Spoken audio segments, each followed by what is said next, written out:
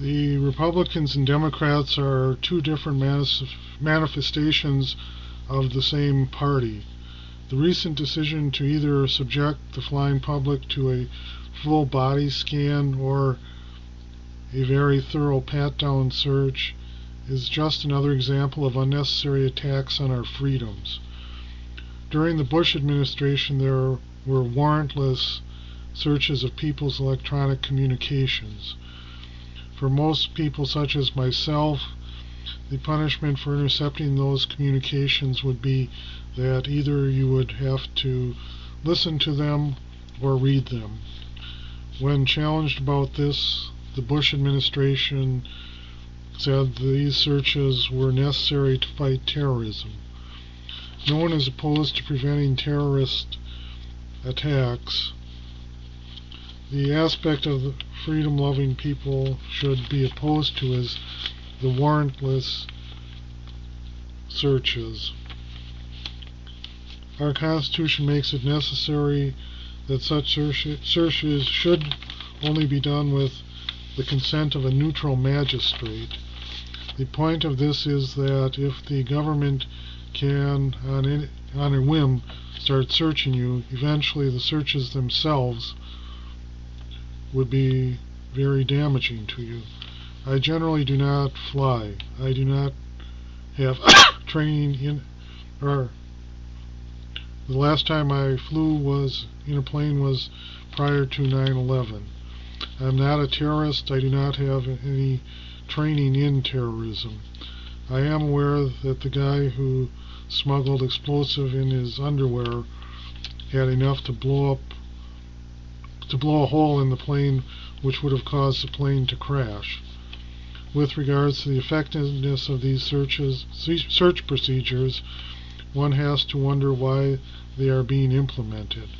In particular, if the terrorists wanted to get explosives into a plane, all they would have to do is insert the explosives into a body cavity. Neither the pat-down nor the scanning would detect those devices. If enough explosives could not be placed in one body cavity, they could have enough others get on the plane so there'd be enough. They could then pass the explosives one to another. They could either do that by hand to hand or by just leaving them in the bathroom. I also do not understand the obsession with airplanes.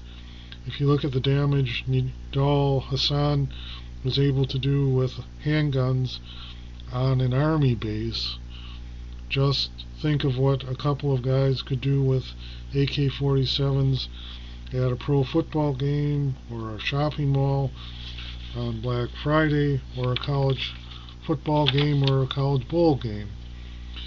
It would be a lot less intrusive and just as effective if they used dogs to sniff for explosives. The reason for these searches is either so the people who run our government can show us that they can do whatever they want to us, or it further encourages us to fear the other, that being the terrorist, or both of the above. If we left the terrorist alone, they would soon leave us alone. However, we are among other things propping up the Saudi royal family, which is a very horrible, despotic country, and we are doing it just as we propped up the Shah of Iran, and then we wonder why the Iranians hate us. If